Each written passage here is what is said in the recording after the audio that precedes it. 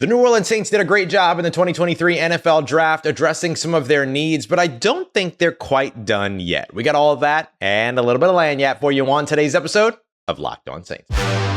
You are Locked On Saints, your daily New Orleans Saints podcast. Part of the Locked On Podcast Network, your team every day.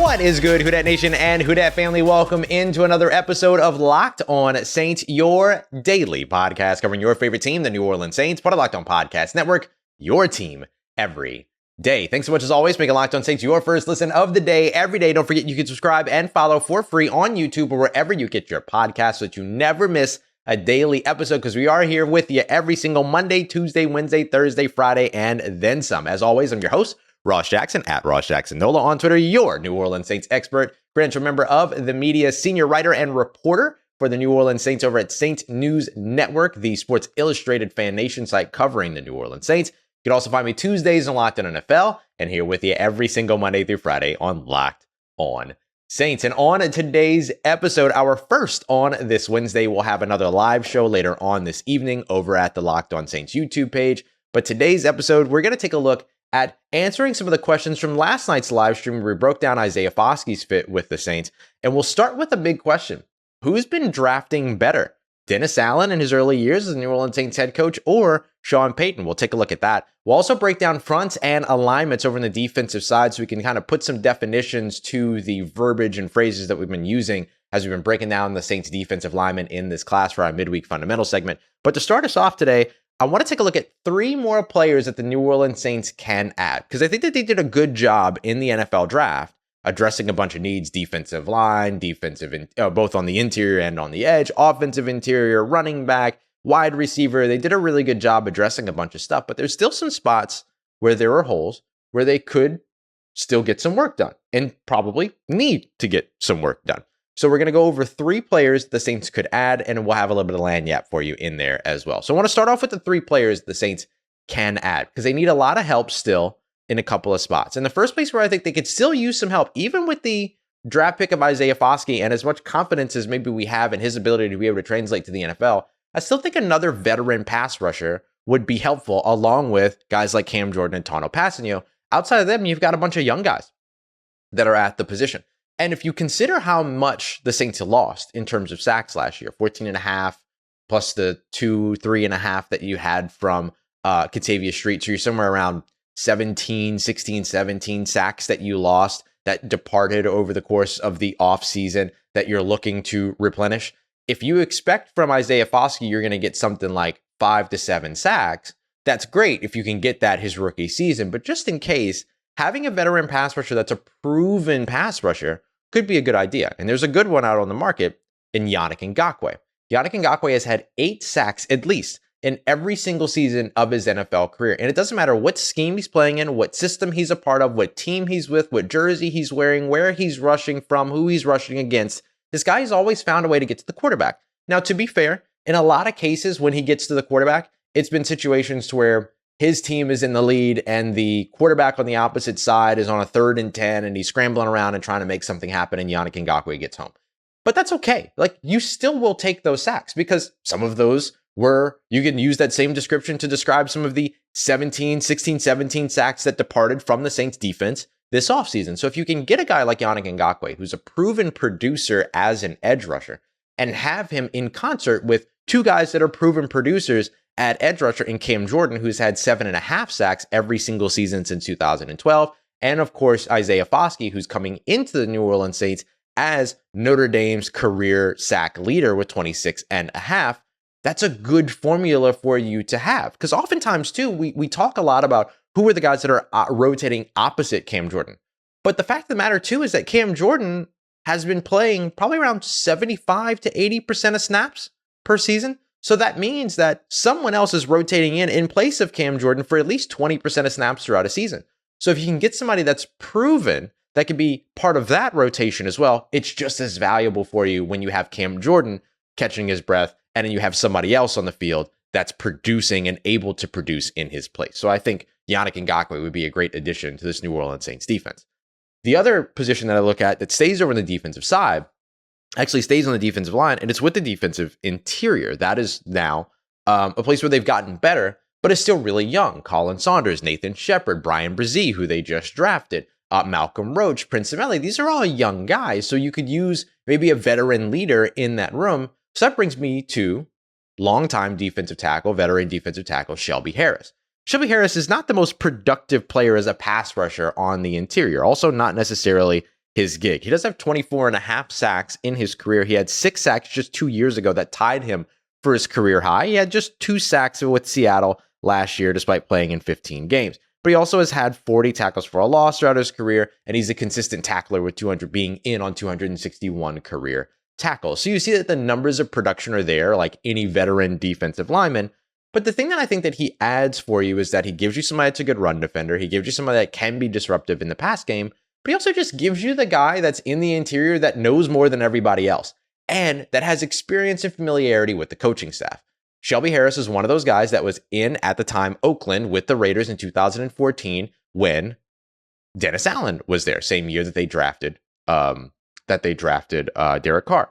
Then he left from Oakland. He went to Denver for the next couple of years where he worked with Joe Woods, who was both secondary coach for a little while, and then he moved over to being defensive coordinator there in Denver. And so you have the connections, just like we've seen with other players that the Saints have brought in, where the connections are. Derek Carr, of course, being a big highlight of that. So could they have that same type of connection with Shelby Harris, who the Seattle Seahawks, openly said that they were considering bringing back, but then just didn't. And so now he's over on the market, and he's going to be one of those post-compensatory period free agency guys that could be a benefit for the New Orleans Saints. And finally, out of our big 3 here, this one's not a signing, but I'm still on the go and trade for Hunter Renfrow train when it comes to the Las Vegas Raiders. Las Vegas Raiders may have already replaced Hunter Renfrow in their lineup. They grabbed one of the guys that is a quintessential slot-only receiver in this year's NFL draft in Trey Tucker out of Cincinnati. Trey Tucker's 5'9", 180 pounds. He's one of those guys that's got really strong hands that you can trust over the middle. He's explosive. He can create in space, all those things. But he's a slot receiver. And that's Hunter Renfrow's role.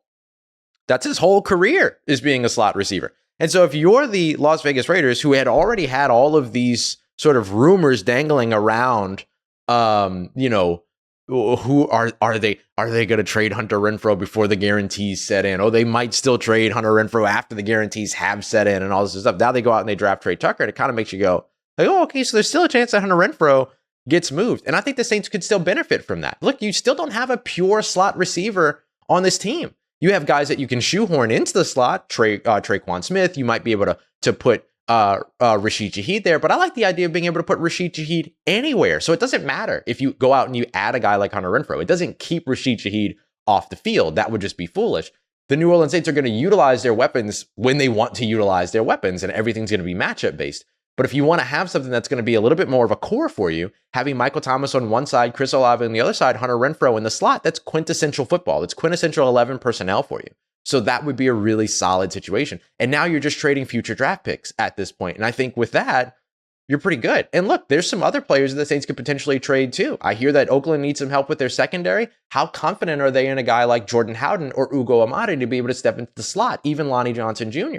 Because if they're confident in those guys, maybe Bradley Roby becomes somebody that could be a trade chip for you. So there's some opportunities here for the Saints to be able to make a move for a guy like Hunter Renfrow. And I do think that that is still a move that's worth making, that can help the New Orleans Saints offense and won't keep players off the field, because that's just not how football works. A little bit of lagniappe for you, as we always promise, after we get through our big 3. Tight end, linebacker, absolutely still spots where the New Orleans Saints need to address.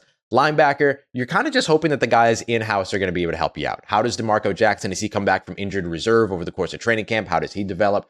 Can Nick Anderson and Anthony Orji, the 2 guys they brought in as UDFAs at the position, can they end up having an impact? So those are really the ones that you're watching there at the linebacker spot. But maybe there's some veteran free agency linebackers that become available, or that become available for trade because of the draft. Or is that a spot that the Saints look at addressing when everybody's shedding their rosters during roster cuts time and potentially could make a trade for or even sign after those players are released? The last thing to look at is tight end, but we've been over that a whole ton, so I didn't want to spend a ton of time on it. But guys like Cameron Brate from across the division make sense, as well as a guy, of course, like Foster Moreau, depending upon what his health and everything looks like. So those are some of the other spots that you're absolutely looking at the Saints to potentially continue to address. Where they did address a ton in the NFL draft and still can, as we just discussed in free agency, is on the defensive line. So let's break down some of the things that we've been discussing. Fronts, alignments, how do these players, how are they aligned on the field? Where do they attack from? And why it's so important that the guys that the Saints brought in so far this offseason have been scheme versatile. We're going to break all that down as we continue on with today's episode of Locked On Saints, part of Locked On Podcast Network, your team every day.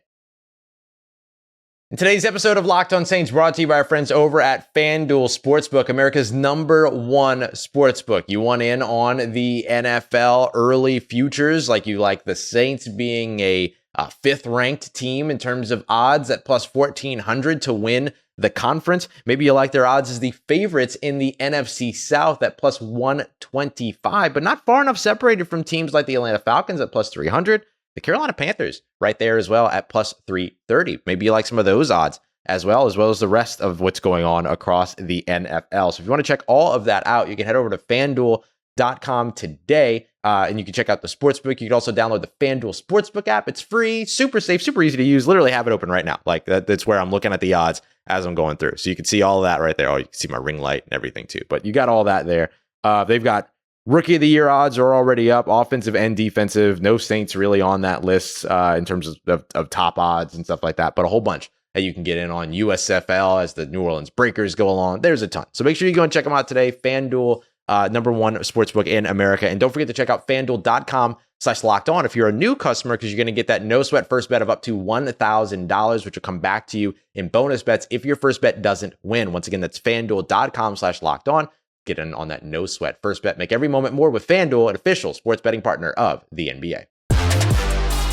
All right, family, continuing on with today's episode of Locked On Saints, our first of the day. We're continuing on with our two-a-days here post-draft. Later on tonight, we'll have a live episode of Locked On Saints over at the Locked On Saints YouTube page, and we'll grab the audio and then publish it up on all of the non-video platforms as well. Don't worry. But that one's going to be all about breaking down the fit for running back Kendre Miller out of TCU, how he impacts the Saints in the near future, as well as in the long term. So we'll get through all of that. But the other thing that we're going to be looking at today is going to be our midweek fundamentals. This is what we do every Wednesday over the course of the offseason. We just try to become smarter football fans. Like that's basically what this is, but we do it with Saints terms and look at it the way that the New Orleans Saints would. So what we're going to be looking at today are fronts and alignments. So fronts is effectively like what the collective defensive line is doing. Alignments is where the individual defensive linemen are lined up. Now, you'll notice too that when we're talking about fronts, you'll see a lot of linebackers that are involved in this. So consider this more of a front seven thing, and in the alignments, a little bit more specific to the defensive line. We're actually going to start with the alignments because that sort of gives us the base vocabulary for what we need as we look at the fronts. So if you're watching over on the YouTube side, I'm going to have some visual stuff for you. If you're listening in, don't worry. We've done this before. We'll go over it in detail as well. So we're going to start off here with the defensive technique alignment. So this is just the basic kind of look at the offensive line and then where the defensive linemen are standing and how that sort of factors into fronts, alignments, techniques, stuff like that. So you're going to hear things like nose tackle, 1 tech, 3 tech, 5 tech. You've heard us talk about this kind of stuff on the show a ton before. So basically the idea is that the number starts out at 0, right nose to nose with the center. So imagine yourself being a defensive tackle and your job is to line up and stare the center in the face and then either do what's called a 2-gap scheme, which is that you're attacking either to the left or to the right of that center.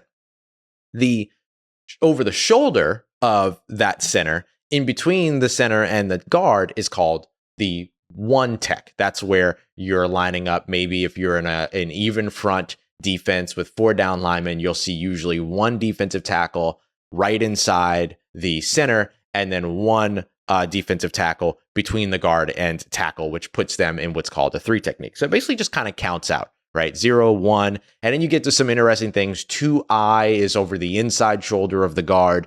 2 is nose to nose with the guard. 3 is over the outside shoulder of the guard. Then you get to the tackle, same principle. 4I is the inside shoulder of the tackle. 4 is the nose to nose of the tackle. 5 is outside the tackle. And then if you consider a tight end over on the outside, this is where it gets a little weird. It doesn't go straight to 6. It actually goes to 7 on the inside shoulder of the tight end. Then it goes to 6 over the nose of the tight end. And then it goes to 9, which is outside of the tight end. There's just no 8. And 7, 6, and 9 are not in order. So sorry about that. I don't know why it's like that. I could do a little bit more research and bring that back to you another time.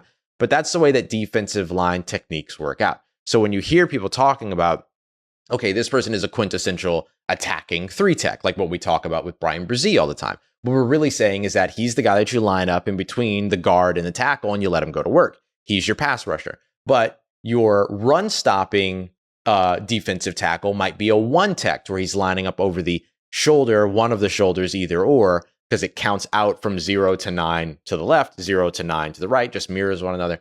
So 1 tech is lining up over either shoulder of the center so that you're in run stopping position, right? You're trying to protect what's called the A gap. So the gap in between the center and guard is the A gap. The gap in between the guard and tackle is the B gap. And the gap in between the tackle and the tight end is the C gap. So you'll see a lot of A gap runs, those power runs that go right up the middle. Your 1 tech is there to stop that. Same thing with your 0 tech or your nose tackle. You hear those things used interchangeably. So that's where techniques and gaps come into play. Now let's take a look at some of the fronts that you'll see in the NFL. So you'll see even fronts and odd fronts. Even fronts just means that there's an even number of players on the defensive line. Oftentimes it's referring to your standard 4-down lineman set. An odd front would be your standard 3-down lineman set. You can find other odd fronts like 5-down linemen when it comes to goal line situations and stuff like that. But usually that's not what they're referring to. They're oftentimes referring to even front 4, odd front 3. But there's other fronts like what you're seeing on the screen here. And what I'll explain to you here in just a moment is called the Okie front. So an Okie front has 3 down linemen. This one's got 2 ends and then a nose tackle right in the middle. So think of it as you would imagine like on Madden, a 3-4 defense, 3 down linemen, and then, 4 linebackers. But it's not necessary that it's 4 linebackers. It could be some safeties, stuff like that. Doesn't matter. The thing that you're really paying attention to here, and when you're thinking about the New Orleans Saints defense, is 3 down linemen with a safety on either side of the ends. So that gives you 5 that are effectively on the defensive line.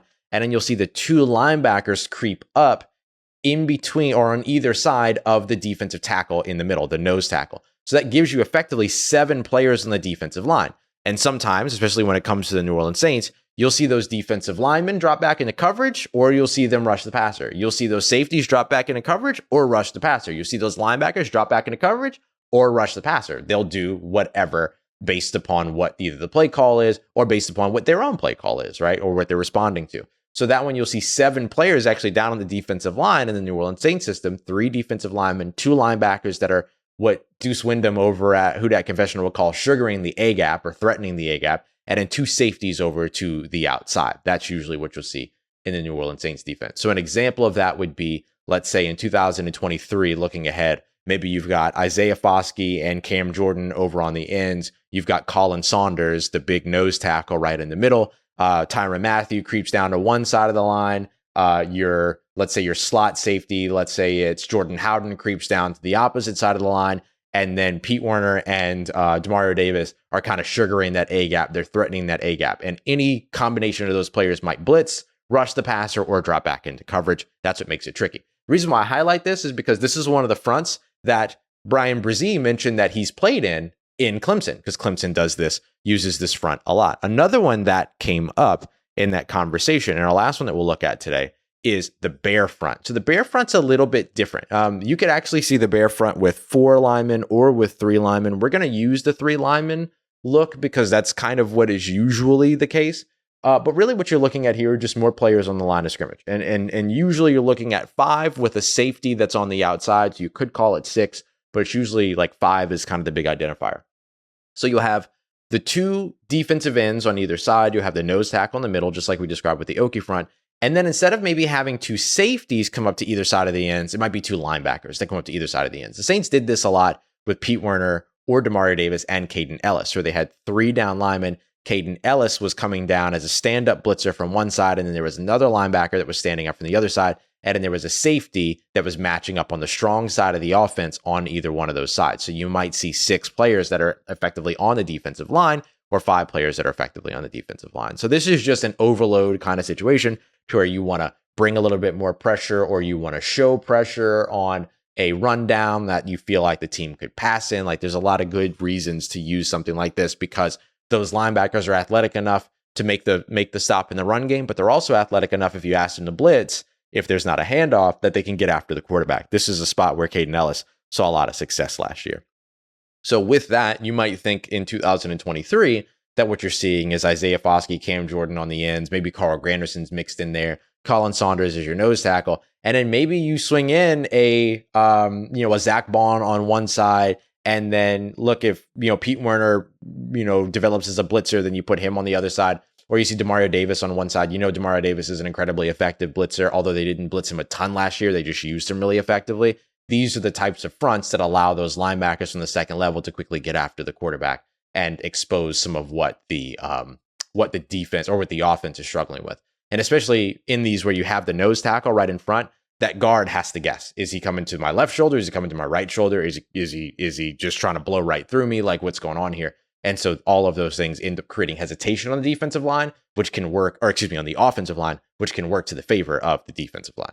So it's our midweek fundamentals today, fronts, alignments. We even got into gaps a little bit in this one as well. We'll see let me think about where we're going to dive into next week. I think we'll dive into coverages, but we'll see what we dive into next week. But if you have any further questions, always feel free to reach out to me at Ross Jackson Nola on Twitter. Coming up next, get into your questions from last night's live stream. And we'll start off with a big question. Who's drafting better right now? Is it Dennis Allen or is it Sean Payton? We got that coming up for you as we continue on and wrap up today's episode of Locked On Saints, part of Locked On Podcast Network, your team every day.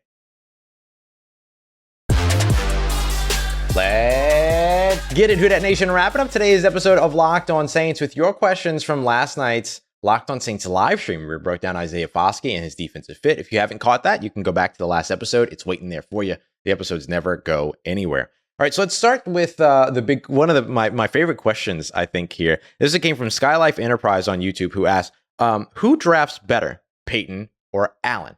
So if we look at 2023, the Denver Broncos kind of immediately did the thing that Sean Payton teams do. I mean, you look at the past few years, Denver Broncos have selected 1, 2, 3, 4, 5, 6, 7, 8, 9, 10 players, 10 players. This is 6 players from 2019. They drafted another 10 players in 2018. They drafted 8 players in 2017. And all of a sudden, Sean Payton shows up in 2023. And what do? A team that was atrocious last year, they drafted 5 players. So this is pretty consistent with what we've seen Sean Payton teams do. And what we should remember too is that this isn't just Sean Payton. The Saints draft isn't just Dennis Allen. It's Jeff Ireland. It's their staff. It's the scouting staff. It's Mickey Loomis. It's the general managers. It's all that, right? It's not just one person making all those decisions. But when you look at the Broncos draft, Marvin Mims, a second round wide receiver, Drew Sanders, a third round linebacker that's effectively like the third round version of Caden Ellis, the in-game version of Caden Ellis, if you will. Riley Moss, the really versatile and athletic safety out of Iowa. They bring in safety JL Skinner, and then they bring in the center Alex Forsyth out of Oregon. And so, it feels like a pretty standard Sean Payton draft. A wide receiver, couple of non-premier positions like center as well as linebacker. And safety, and then you get a DB over on the outside and high athletic marks for all of these folks. But what I will say, and that's just looking at 2023, I think that the Saints draft is effectively better, but maybe, the Broncos draft might feel a little bit more exciting because of some of those players and the athleticism that they bring. But the interesting thing is, when you look at Dennis Allen's Saints drafts, which we only have 2 years, we'll have to see more than in order for us to really be able to answer this question.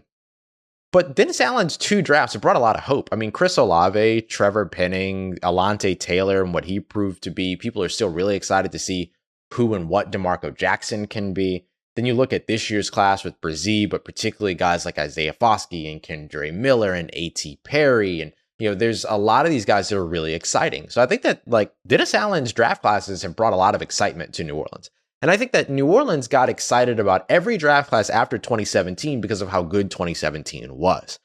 And there was always kind of this hope of it's going to work. It's going to happen again. 2017, that's not a fluke. They're just going to keep getting those offensive rookie of the years, those defensive rookie of the years.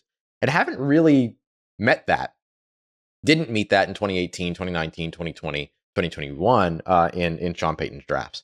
but did get some effective players throughout those years. I mean, look at Cesar Ruiz, who had a huge turnaround last year. Look at some of the other guys that they've brought in since then, including like Caden Ellis, for instance. And I know he's gone now, but you know what I'm getting at. And so I think it's early to say who drafts better, but I will say like Dennis Allen's off to a really good start in terms of what the team is selecting and what he's been a part of. We got to remember that it's not just Dennis Allen. It's not just Sean Payton. Those guys don't make the decisions, but they're a big part of the decision. There's absolutely no doubt about that. So we'll have to see, but hey, good start so far for Dennis Allen. All right, let's go to Polly Rocky Horror, who asks, any idea what the character concerns may have been around wide receiver A.T. Perry? Obviously, the Saints aren't concerned. No, the Saints clearly aren't concerned because not only did they trade up to get him, but they traded a whole player away to get him, even though that player had asked for a trade.